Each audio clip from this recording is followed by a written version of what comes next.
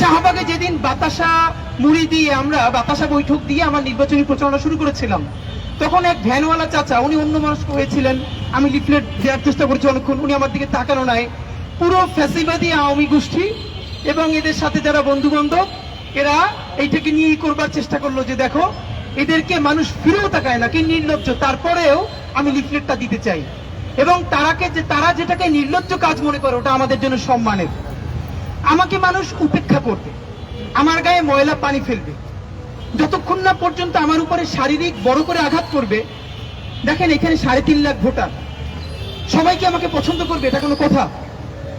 আমাকে একবার বললো যে আমি এইটা আপনাদের মাধ্যমে কার মাধ্যমে ভাইরাল হয়েছে জানি না, আমাকে অনেক বন্ধুরা বললো কি তোমার কি এই কথাটা বলা ঠিক হয়েছে, কাটাবান মসজিদের সামনে জনসংযোগ করছি। তো এক চাচা দেখেন, আপনারা একটা ব্যাপার খেয়াল করবেন, মিডিয়ার বন্ধুরা অনেক রাগ করেন কেন, যে প্রতিদিন কোথায় কখন ক্যাম্পেইনে যে আপনাদেরকে জানাই না। আপনাদের প্রতি আবারও সরি বলি। দেখেন আপনারা থাকলে তো আমাদের জন্য অত্যন্ত আনন্দের যে আপনাদের মাধ্যমে প্রচার হবে, কিন্তু মুশকিলটা হলো আমরা না এই প্রচারণার বাইরে গিয়ে একদম সিকিউরিটি গার্ড আঙ্কেলের সাথে 5তলা 7তলা বারান্দায় দাঁড়িয়ে যে আন্টি আমাদেরকে হাদি বলে ডাক দেয়, আমরা তার সাথে 1 to 1 কথা বলতে চাই। এই জন্য আপনারা দেখবেন আমরা যখন যাই আমাদের টিমে 8-10 জন আর বেশি কেউ থাকে না, এবং তাও আমি যখন কোন একটা স্কুলের সামনে, কলেজের সামনে বা মসজিদের সামনে দাঁড়াই, দেখবেন আমার দুই পাশে কেউ থাকে না, ওই কর্নারে একজন, ওই কর্নারে একজন। এই যে আমরা এখানে একটু প্রচারণা করলে কিছু তো ডিস্টার্ব মানুষের হবেই।